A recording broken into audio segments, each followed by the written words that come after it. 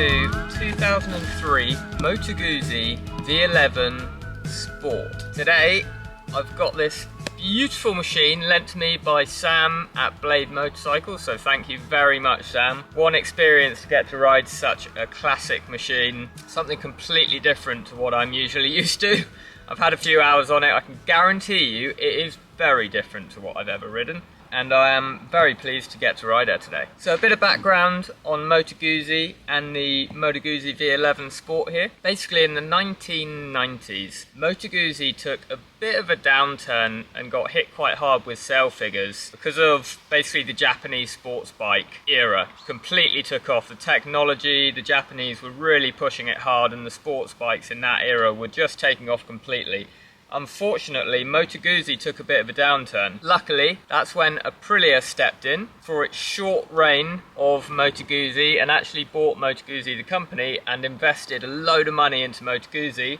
And the V11 Sport, the one I'm going to ride today, is a byproduct of that investment and really what lifted Moto Guzzi back up into the sports bike segment. So guys, when the V11 was new, it was £7,384. I'm pretty sure now you can pick one up a little bit cheaper than that, which is a benefit with classic bikes, especially Italian ones as well, I assume. Don't know what their reliability's like, but we're going to find out. Hopefully we don't break down today. We'll just go for a cruise and enjoy it. Starting off with the motor. So the Japanese in the 1990s were coming out with their, basically the V4s, high-tech, high revving, very high horsepower motors. So Guzzi actually, when Aprilia took them over, stuck to their V-Twin here. We've got a 1064cc exactly V-Twin engine, putting out, when new, 91 brake horsepower and 94 newton meters of torque, which actually at that time in the day was not a bad amount of power, and that's not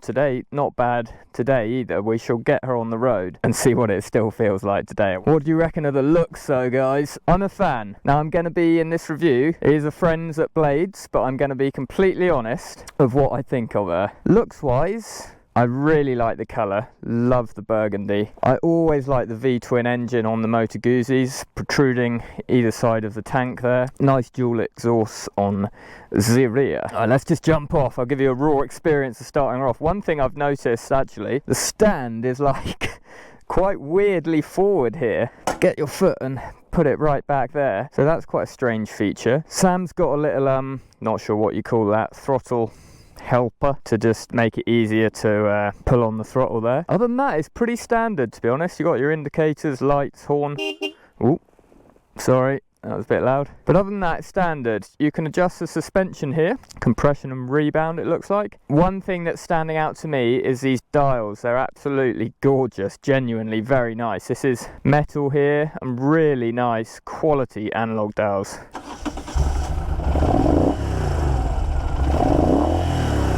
It is characterful. If you want some character in a bike, or get yourself an old Moto Guzzi, an old Italian classic, this is going to be fun. So guys, with the engine, what Moto Guzzi were doing is basically sticking with their V-Twin and using the torque that V-Twins offer. So it's got a nice amount of torque, this. First initial impressions hopping on, it's surprisingly throaty, the exhaust.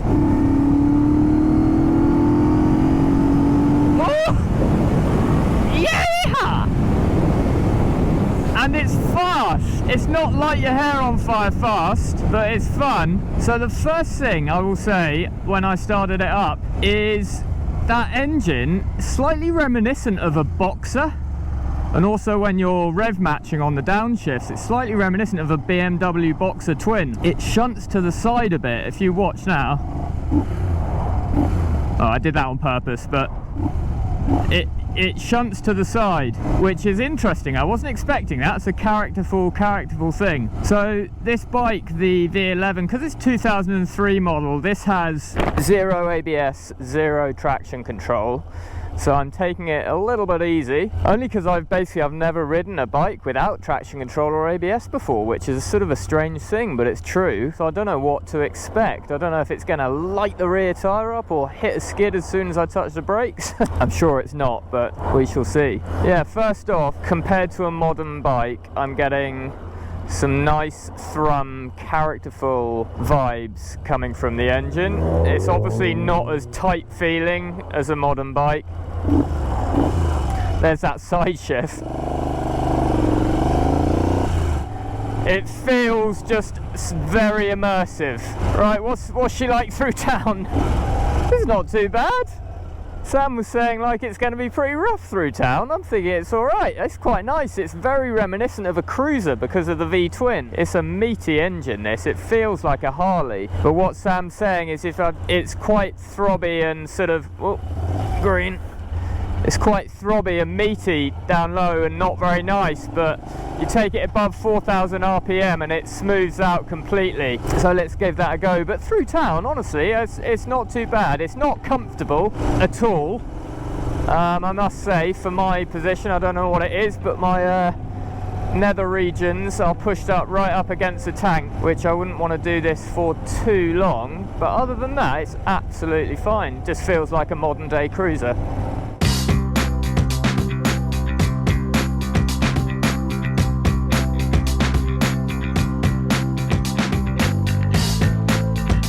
Stopped here, just go over the dash. Okay, obviously there are no riding modes, literally nothing. There's no ABS, as I've said. There's no traction control. You just got your speedo in miles an hour, then kilometers on the bottom, and your RPM on the right. This lovely looking metal dash with your indicators and neutral. One thing I'll say which I'm not so used to, because I'm used to, oh yeah, quickly, it's only got one wing mirror on the right there. Tiny little clip-on bar end wing mirror, which is awesome. Nothing on your left. One thing which I'm not used to, because I ride basically modern bikes, that's it. She's reluctant to go into first gear, so I just let the clutch out. There you go. There she is. There she is. She's in. Beautiful. That's character. I'm having great fun on this thing. It is a bit weird not having that left wing mirror, I must say. I keep on like, it feels odd, but I'm getting used to it. It's a very immersive experience. Anyway, let's get back into that engine. What's she like? Anything below 4,000 RPM, I'm saying it really is like a sort of Harley V-Twin. It's like a cruiser. Duck, duck, duck, duck, that torque. I want to see if you can hear it. You know, you can feel the thrums from the V-Twin, definitely.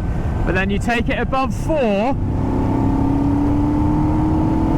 There it is. You can feel it. There's a tweak in the power curve somewhere around 4.5. It smooths out massively and picks up very nicely. It suddenly goes from like a classic V-Twin cruiser into a sports bike, into a smoother sports bike, which is a great feeling. Yeah, I've rarely noticed that on modern bikes because the power curves are so linear, but on this it's quite fun. You notice when that power kicks in.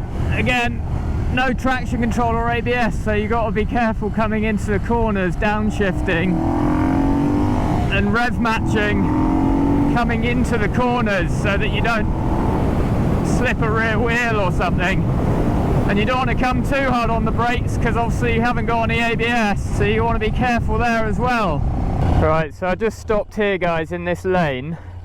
Pull right over to the left. I'm just going to try and show you the turning circle on this beauty. So it's actually quite a thin lane to be fair, but here you are, full lock right. No, not even half a turn. Let's yeah, it's got quite a large turning circle, but it's a sports bike, so it's not crazily bad. But yeah, that doesn't really, not a big point, just thought I'd point it out.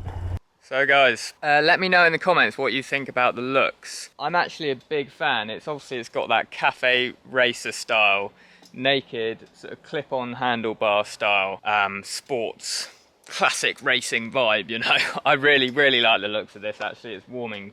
I'm warming to it a lot. Weighing in at 220 kilograms. It's not the lightest bike for a sports bike, actually, I'll say that. You can feel its weight at slower maneuvers, at slower corners, and just for instance testing out the turning circle there. But it's not really that's not really what it's about. Once you're moving, it's just so characterful, and it gets a bit of a lick on as well. Actually, it's quite quick above that 4,000 RPM. Only at slower speeds you can notice that sort of, I think it's the engine. She's a big lump, the engine there, and you can feel that lower down. So what's the handling like? It's actually, I was saying earlier, it's not comfortable. It's not too much of a sporty riding position. It's actually quite a roomy bike, I will give it that. There's a lot of room on the seat to move around. The handlebars are actually surprisingly comfortable, although very sporty. They're not too low down, and I'm not finding myself leant too far forward. As well as that, the dash is nicely angled up towards you, so it's really clear. Just a quick glance down and you can see your speed and your RPM very easily. So tying back into the handling, she's nice. It's not fast to turn in. It's not like I wouldn't describe her as a really nippy, agile motorcycle. It's more of a sort of set and forget. Stable in the corners. I believe it's Marzocchi suspension. And yeah, it's nicely damped. When you start getting a bit more of a lick on, she bounces around a little bit, but actually it's quite characterful. So the thing that reminds me of the Boxer Twin, I just rev matching on the downshift. There's a little bark, which is lovely. There's a tiny shunt to the side. I don't know if it's coming across on the GoPro, it's probably not. Describing how I feel like on this, I feel like a bit of a jockey. It feels really cool, it does actually. I'm really enjoying it. I feel like a classic British motorcycle rider, even though this is an Italian bike. It really does feel old school. If you're looking for something to give you some character and a real riding experience, you cannot go wrong with one of these. One main thing I'd say is it's a challenge as well. Yeah, you can feel that weight in the slower turns, but it's a challenge to ride this bike. It's not all easy. Like, you jump on a modern machine and you've got all of your electrics, ABS, traction control, IMU, cornering ABS, etc., and immediately it's just so easy. This isn't an easy bike to ride. It is once you get to know it. After a few hours I'm alright, but starting off, yeah, I was a bit like, ooh, I don't know, it feels dodgy compared to newer machines in a good way. But I think that pays respect to the rider. You have to know what you're doing and pay these bikes a bit more respect than you do modern machines, which is, yeah, I think it's actually a good thing. There's something good about that. So guys, I'm a bit of a wimp as well, or safety conscious, I should say, not a wimp. But he likes it. Fish and chip man. There's no daytime running lights or anything like that on this bike. It's either light on or high beam. Yeah, I'm running with the light on, just so I can be seen, because whenever I see a bike without the light on, I just think, cool, it's tricky, I can't see you so well. Oh, there's another classic rider. What's he got? Honda. Yeah, I do feel like a bit more of a, what's the word, genuine motorcycle rider, proper motorbike rider on a classic bike here. I think it's that more of an involvement. You feel like something could go wrong, so you need to know what you're doing, which of course I don't. If something did go wrong, I wouldn't know what to do. But I suppose that's the thing about classic bikes. You need to learn to maintain them if something goes wrong. I'm sure Sam's had a few things go wrong with this, and he sort of gets his tools out, and you got to mend it yourself, really, which is good for learning about motorbiking. Takes you back to basics. That's something to be said for getting your hands on a classic bike. Oh, it is so characterful. It's hard to find something as characterful, a modern bike as characterful as this. You really would. So, are there any vibes whilst riding along at 50 miles an hour at 3,000 RPM? Yes there are. Compared to modern bikes, it's harsh. This is a classic bike, you should expect this. It's all character, I think. But yeah, there's quite heavy vibes through the pegs and through the handlebars. However, that's doing it an injustice, because you really need to be in higher revs to smoothen out the vibes. It's anything above 4,000 and it really starts smoothing out the engine. The whole bike seems to sort of hunker down and just start floating, start flying, you know. When everything goes smooth on a bike, that's this bike's sweet spot. So wind protection, obviously, I mean, it's a naked bike, same as any modern naked bike.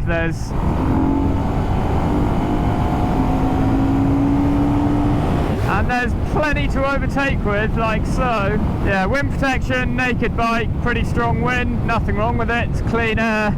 I must say, when I first started riding I was a little bit intimidated, but now I've got to know her, yeah, I like it.